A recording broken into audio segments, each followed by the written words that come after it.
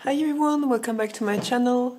So first of all, Happy New Year to everyone. I hope you had a wonderful and relaxing time for your holidays and that you feel pumped up to start the new year.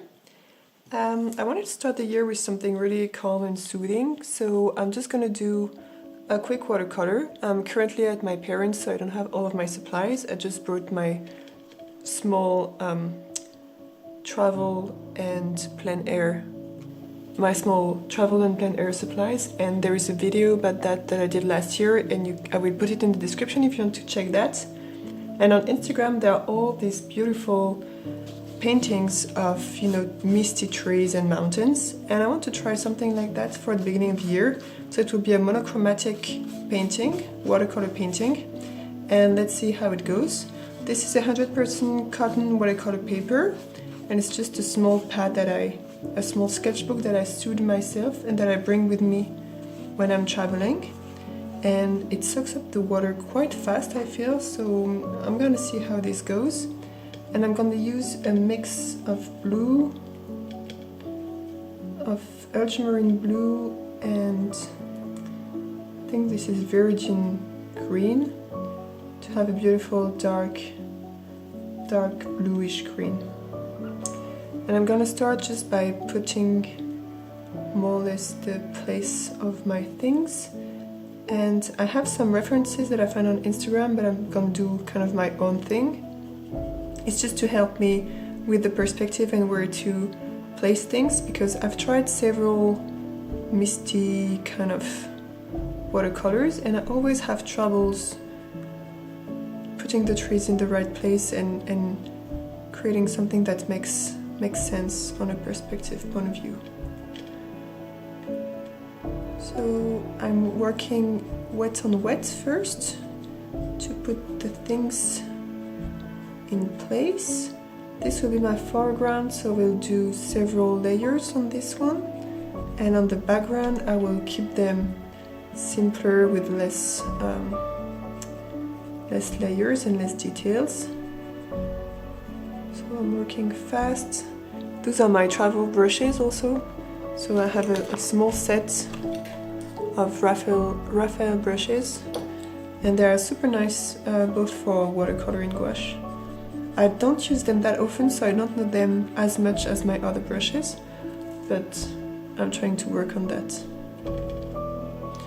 And I like creating monochromatics with two colors, with a mix of two colors, because then you have some beautiful shifts in which color is dominant and which one is a little bit less visible on your painting, which I find very nice.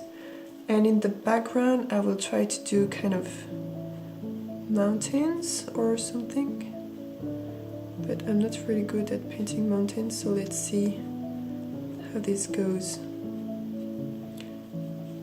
If it's a bad idea or if it ends up giving a nice touch to this.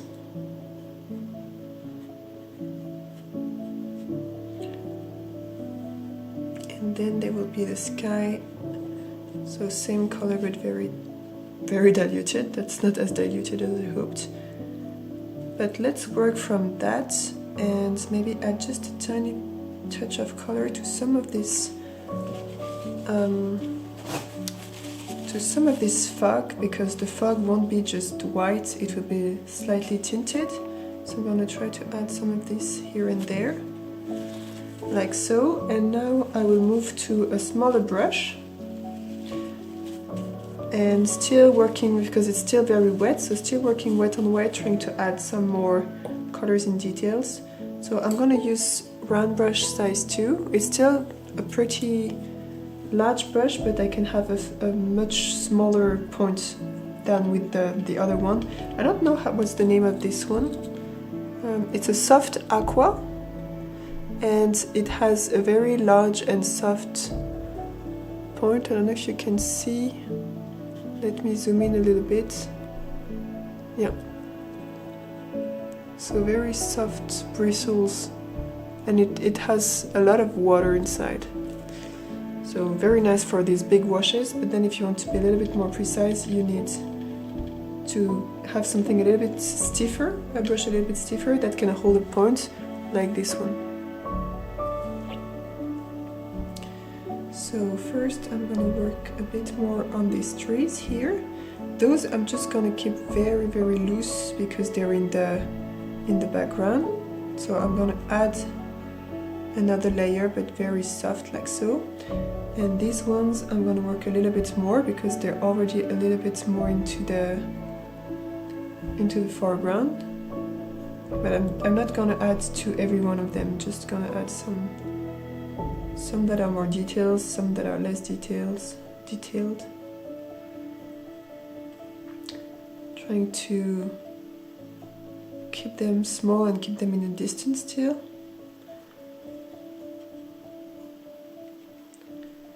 And what I'm doing also when I'm doing monochromatics like this is trying to change the proportion of my two colors. So sometimes I try to put a little bit more blue in my mix, and sometimes I put a little bit more green in my mix, just to have a slight variety of hue and having something that has a little bit more visual interest.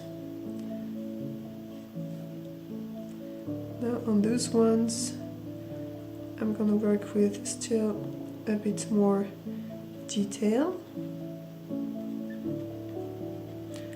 like so. And I'm gonna add a couple of those. And I think I'm gonna do afterwards a third layer on top of this. So here what I've used is very diluted paint still. In some places I put a little bit more pigments just to, as always, have this kind of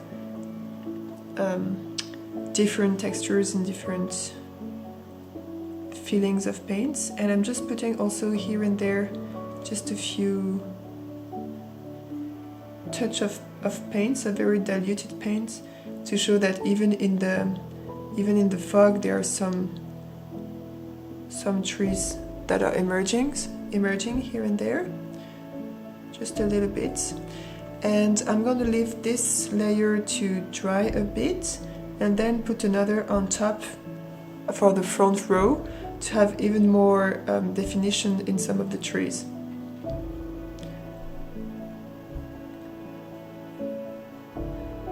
So this will act as a kind of background for my foreground in a way.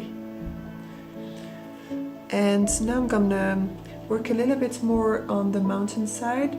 So what I would try to do here is still using the same colors, just to give a little bit more definition to this mountain here, because for now it's a bit flat in a way. So I'm gonna try to use more of a dry brush technique and see if I can make it look more like a mountain. So I don't really have a reference for that. I'm just working with instincts. I don't know if we can talk about instincts here, but you know, trying to create something out of the shapes that I've created first, and to have something that is a little bit more interesting than the big shapes that I've started with.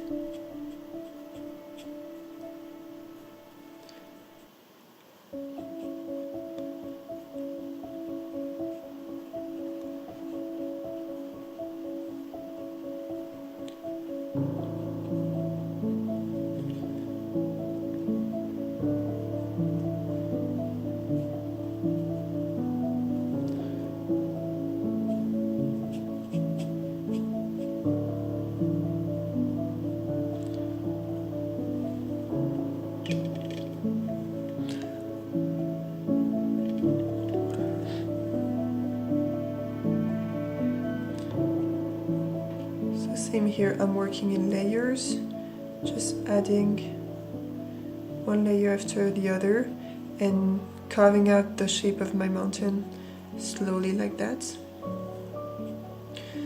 And I think I'm gonna put a bit more of this foggy texture here, just to have the back of my mountain melting more into the forests that are afterwards. Not everywhere, but just in some places having a bit more of that. And same for this here. I'm just gonna water them down a little to have this kind of foggy atmosphere. So it's starting to look like something. I really like the way it looks. And it's funny because on Instagram people they do 3 layers and it's a 20-second video and you have a beautiful landscape. And then when you try to do it for yourself, you realize that it takes way longer to have something you're proud of. So I think it's always nice also to kind of do these videos where you start from a very trendy thing when you see people doing these beautiful moody landscapes, and then you try to do it for yourself and you realize it's not as easy or it's not as flowy as they make it look. But still, I think it's a very enjoyable process, and I'm having a lot of fun trying to do this and trying to create these forests and these misty forests. So I really encourage you to try for yourself these kind of landscapes. They're very therapeutic, I think. So now I'm adding this third layer here, while the bottom of my paper is still wet, so that I'm sure this time it will flow nicely into the back of the bottom of my paper.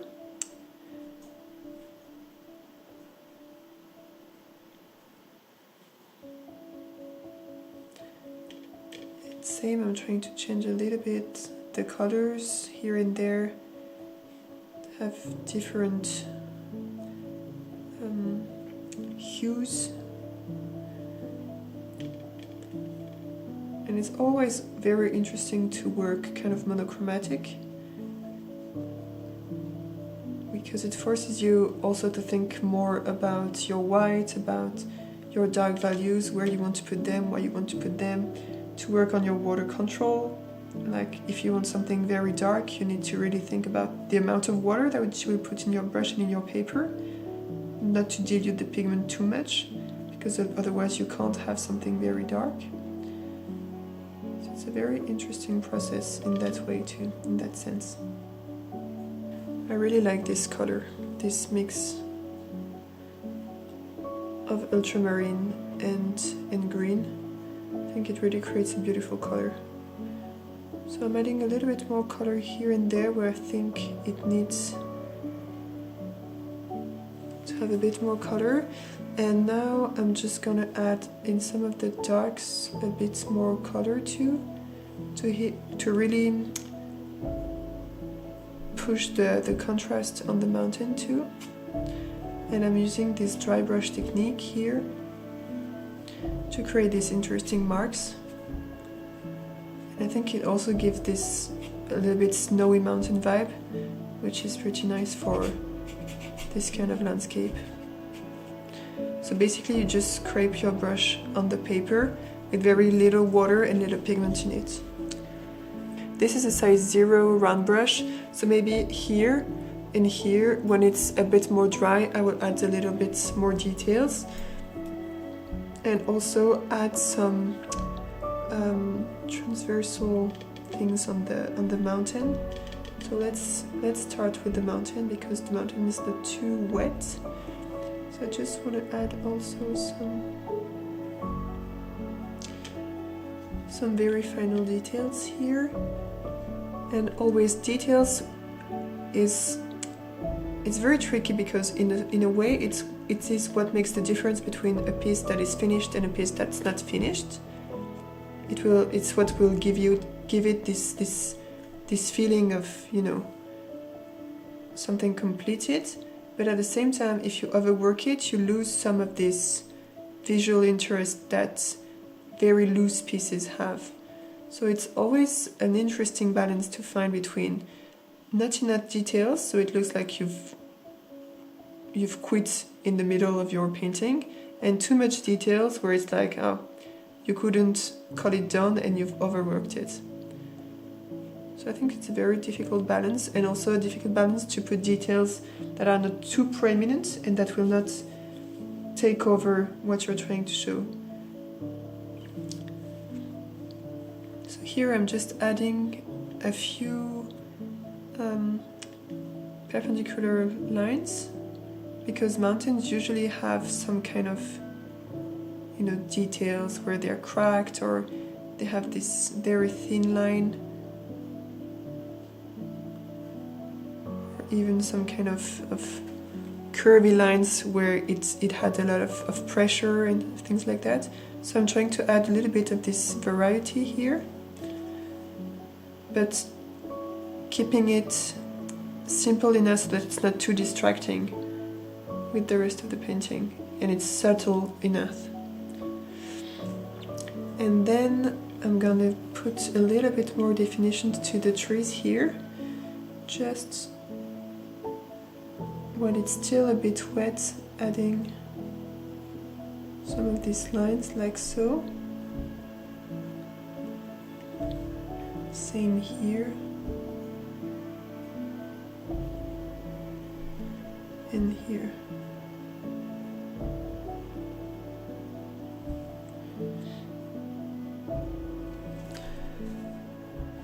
Okay. So I think it's done. I'm gonna zoom in so that you can see all the different parts of the painting. So this is what it looks like. This is the mountain here, and then the forest in the foreground with the kind of reflection in the water and the small forest here and there. So yeah, this was a quick one. That's it for today. It took me about 20 minutes to do the whole piece here, and I've used two colors, so the ultramarine and the viridian green, ultramarine blue and viridian green, that I mixed, and I changed a little bit the proportion in the mix to have these hue shifts here and there. So I really hope you enjoyed this first video of the year. Let me know in the comments what you would like to see me do next during the year. I'm very happy to start this new year with you, and I hope you have a wonderful year ahead of you with a lot of projects and a lot of success in your projects. And I'll see you in my next video. Bye!